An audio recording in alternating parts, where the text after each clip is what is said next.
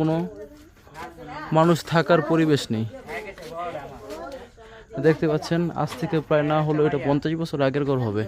হ্যাঁ, পুরো ঘর জীর্ণ শীর্ণ অবস্থায় আছে। এখানে যে মানুষ থাকে তার কোনো মানে মনে হবে যে ভূতের বাড়ি একটা।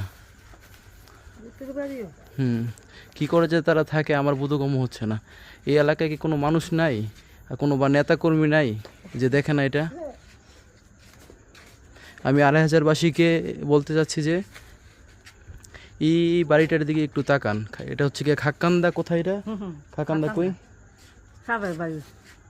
খাক্কান্দা খালেক সাহেবের বাড়ি, মাওলান সাহেবের বাড়ি, যেটা খাক্কান্দা খালেক সাহেবের বাড়ির ঠিক পিছনে বাড়ি। হ্যাঁ, নাম কি? আলামিন। রিক্সা চালায় আলামিন।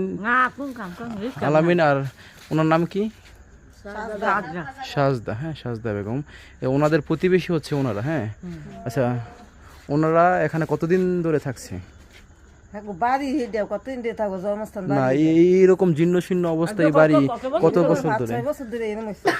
তো কেউ কি কোনো নেতাকর্মী বা কোনো বিত্তশালী কোনো মানে সম্পদশালী মানুষ এসে কি তাদেরকে কোনো দেখছে এই বাড়ি? ওদের এখানে কতটুকু জায়গা আছে? কি 1.5 ঘন্টা হইব, লম্বা হইব 1.5 ঘন্টা, লম্বা হইব 1.5 ঘন্টা। এই বাড়ির অবস্থা খুবই খারাপ, আপনারা দেখতে পাচ্ছেন। আচ্ছা, আমি একটু বাড়ির ভিতরটা একটু দেখাচ্ছি। হ্যাঁ, আর এই বাড়ির মধ্যে এই যে দাদি, খুবই মাথা, ওনার মানে অবস্থা খুবই খারাপ, হাতও ভাঙ্গা। যে ওই যে উনি থাকে, হ্যাঁ, খুবই অবস্থা ওনার খারাপ যে উনিও থাকে এখানে। তো আমি বাড়িটা একটু দেখাচ্ছি ভিতরের অবস্থা আপনাদেরকে। এই যে ভিতরে এখান দিয়ে পানি পড়ে, এই যে উপরে, এই যে উপরে খুবই অবস্থা খারাপ। এখনো বিদ্যুৎ সংযোগ নেই বাড়িতে। হ্যাঁ, দেখতে পাচ্ছেন আপনারা ভিতরের অবস্থা খুবই খারাপ, কোনো থাকার কোনো পরিবেশ নেই।